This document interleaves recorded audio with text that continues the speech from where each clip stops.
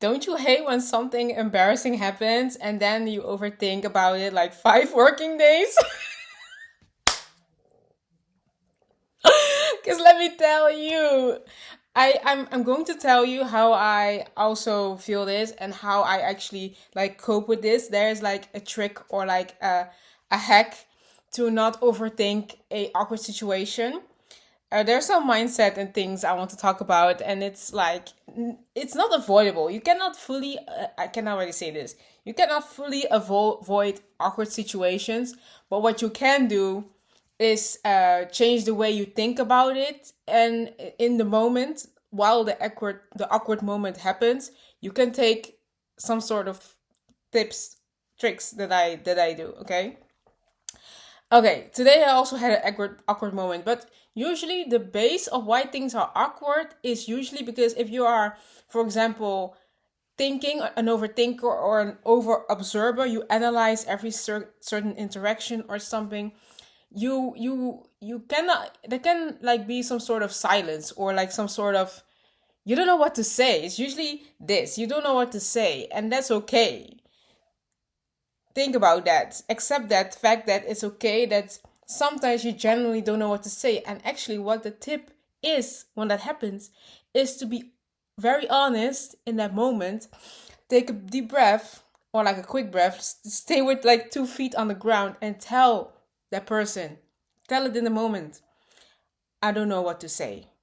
That's like it's gonna save you from, not from the awkward moment because that has passed, but to resolve and flow through the rest of the whole interaction you are in right now. Okay, so that, and after, even before an awkward situation happens, try to notice yourself. You know what I noticed, what is a pattern with awkward moments that I have in my life, is that a moment starts being awkward when you feel like you're not being yourself, or like you are yourself but you don't feel like, this may sound crazy, but you don't feel alive in your body.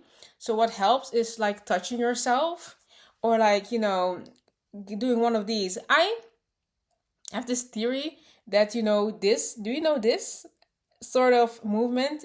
And if you are into meme culture, you've definitely seen like this. When someone does this, or you see a photo like this, that actually means that that there was an awkward moment, and someone is scratching their heads to. I think right now the deeper psychology of why some people do that, me as well, without the jokes. I genuinely sometimes do this when I'm awkward. Is because that actually comes into my tip. When an awkward moment happens, you feel this urge to touch yourself or something. And for this some reason, it's like the back of your neck. It's a comfortable space. I don't know the scientific reason. Please, this needs to be scientifically studied why we do that.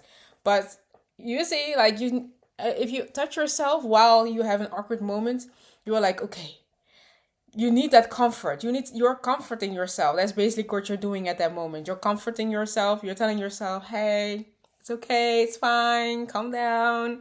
Okay, and then after that, say that you don't know what to say and then move on from that awkward moment. But after that, some people have this personality that they go home, but they still think about the awkward moment. They still think about that situation at work, at school, at a party, at maybe you had to perform, and there was such an awkward moment. Be kind to yourself and accept that you cannot change the whole event. The event has already happened. Okay? It's actually be extra graceful for yourself. If you keep on thinking that, these people now are, hating, or like I'm now the odd one out.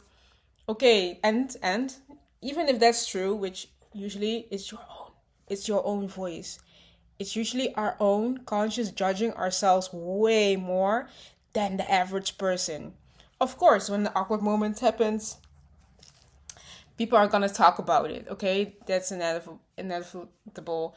But we humans still make it in our own head a tit more, or a lot more dramatic than the actual situation calls for. So give yourself grace. That helps with easing the shame, the pain. And with overthinking, just talk to yourself out loud. That is what helps for me. When I catch myself over analyzing a situation, I talk to myself out loud like a mothering figure, like, Janet, that was awkward, but you're still a great person. You're it may sound, but this is literally what your body needs, because why else are you keep on remembering the whole situation, You may think like it's normal, but it's not normal to overthink, like have an obsession of an event that already happened that is making you shame, because it's bringing you the feelings of shame, because it can tense up in your body, like in your shoulders. I noticed that like something stress and shame can store in your like hips or in your shoulders, and it's very sneaky, but your body knows trauma and it stores trauma. And if you are not subconscious of that, then you can be very oblivious to the fact that you walk like this or like your hips are tight. Okay? So address the awkward moments. Talk in your inner child or like your inner self. Calm yourself down with speaking out loud the things that maybe you wish were said in that awkward moment. Okay? Again, awkward moments are here. They're here to stay. They actually make life sometimes, I think, more of a genuine experience, okay? Think about it. If there are no awkward moments in your day basis, yeah, how would life feel like? You would think maybe like, yeah, there's no awkward moments. But I think the beauty of awkward moments is that you catch yourself slipping and it's funny. But it's also, I think, something you can learn from. And people get to see the real you. What I notice, people don't like to perfect of a person. And you can see that with like TV shows like Victoria Justice from Victorious, or like Serena van der Woodsen if you watch a Gossip Girl. What these characters have in common is that they are main characters, so they're main characters in their own story, but they are also too perfect in the sense that like everyone likes them. They're so nice that at the end of the day, what I notice, there's this ongoing course about these characters, that they are actually unlikable because there's no spontaneous moment, no awkward side, no flaw or imperfection. So embrace like the awkwardness about you, and embrace your cringe side, embrace cringe moments as well. You know, laugh about it. Don't associate it with shame, and you will find that out that life has such more of a genuine experiences. If everything is so curated, like online and stuff, also this for me right now.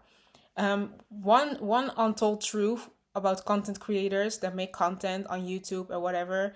We make so much takes, and I stopped doing that because like I've been doing online content for a minute, and I noticed that like okay, it's actually exhausting to actually want the shot to have, to make it perfect.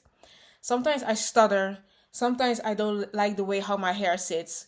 Heck, right now, some videos I put on my channel right now, I don't like the way how my hair sits. I don't like the way sometimes my clothes like look like not really folded. And I have to give myself grace because that's part of imperfection makes you human. It makes you actually more likable in a sense, really. You don't actually want to attract people who expect everything every single time perfectly. Those people will exhaust you, okay? Those people you do genuinely do not want to be known as a person that's perfect, or like you want validation of people like that, because nothing you will do then will be good. You will always feel curated and stuck. But yeah, this is my take on how to handle awkward moments. I feel you, girl. I feel you, boy. I feel you. But awkward moments are part of life, okay? Take care and bye bye. See you next time.